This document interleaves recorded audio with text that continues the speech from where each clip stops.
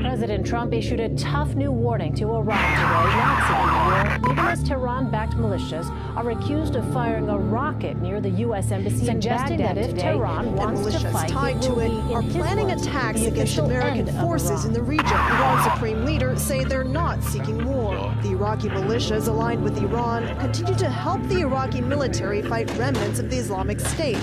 Iraqi officials say they've warned those armed groups not to provoke a military confrontation with the U.S., but the Trump administration is concerned they answer to Iran. U.S. diplomats warned commercial airlines flying over the Persian Gulf of the potential for miscalculation or misidentification by Iranian military forces.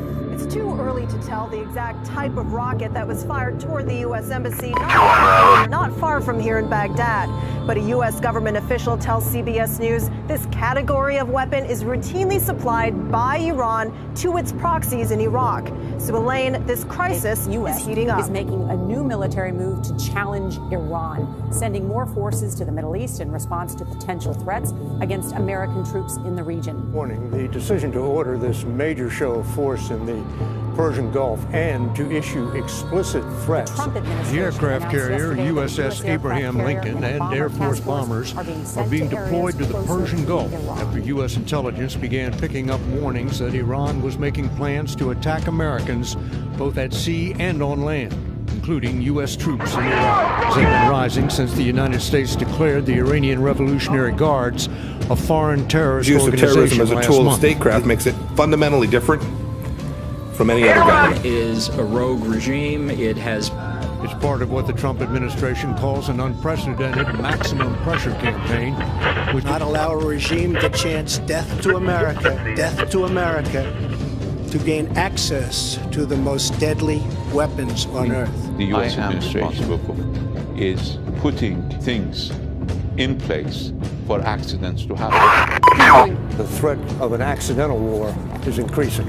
Some very talented people are going to the Middle East right now, and we'll see what happens. The Pentagon announced Friday that it would be increasing its presence in the Middle East. The U.S. remains cautious about an attack from Iran. The deployment will include additional fighter jets and Patriot missile batteries. Intelligence that Iran's leaders were preparing these and other attacks prompted the U.S. to send B-52 bombers and an aircraft carrier as a warning.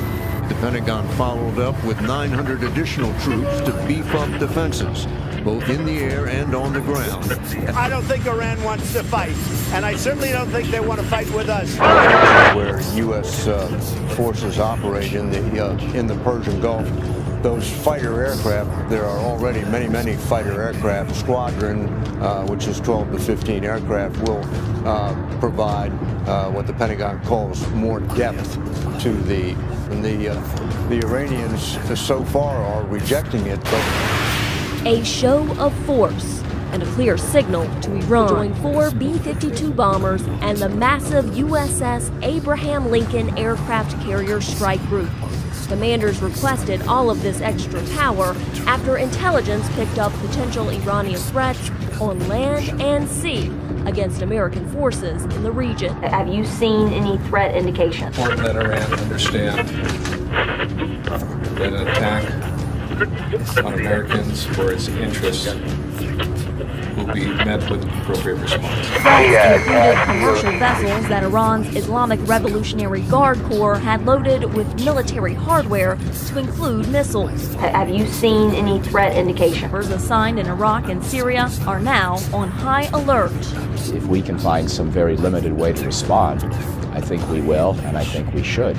But if we overdo it, we could be on the path to war. Officials say the United States does not want war, but it will protect American forces. Carla Babb, VOA News, The Pentagon.